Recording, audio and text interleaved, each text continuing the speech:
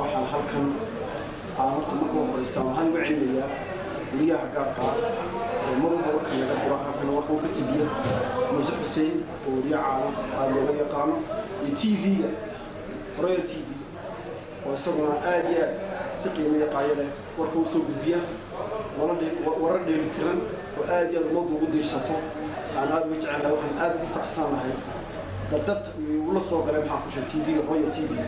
oo TV-da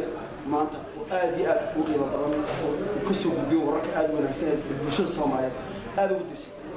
TV-da afka Soomaaliga ka hadla inay dadku aad iyo aad u daawadaan TV-ga Royal TV waa TV qiimo yaqaan badan oo muddo ka baxaa saxada TV waxa kaloo maanta markaa fursadan oo ka faa'iideysanaya waxaan ka hadlayaa soo timitii la soo tibiyay TV-da Soomaaliyeed ay soo tibiyay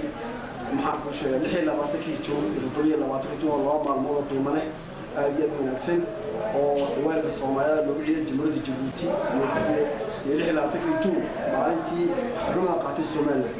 marka waxaan leeyahay maalmahaas waa maalmo qiimo leh oo maalin taariikhi ah waxay leedahay waa dhiirigelin waa xurmadoonku waa maalmihii ay ummadda Soomaaliyeed ka xorowday gumaysigii ee calanka qaadatay laba dal Djibouti iyo Soomaaliland wax calanka waxay qaateen laba maalmood oo isku xiga laakiin si sanad kala duwan marka waxaan leenahay waa maalin taariikhi waxaan leeyahay la weerayo hal midayo ummadda Soomaaliyeed sidii ummadda Soomaaliyeed iyo dhibaatooyinka dhaxyaal loo xalilaa ummadda Soomaaliyeed waliba siyaasiyiinteena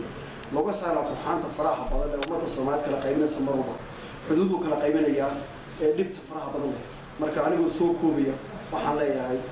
ciid wanaagsan baan leeyahay ciid wanaagsan waxaan rajaynayaa in mustaqbalka dhow ummadda Soomaaliyeed af ay ku wada hadasho oo wanaagsan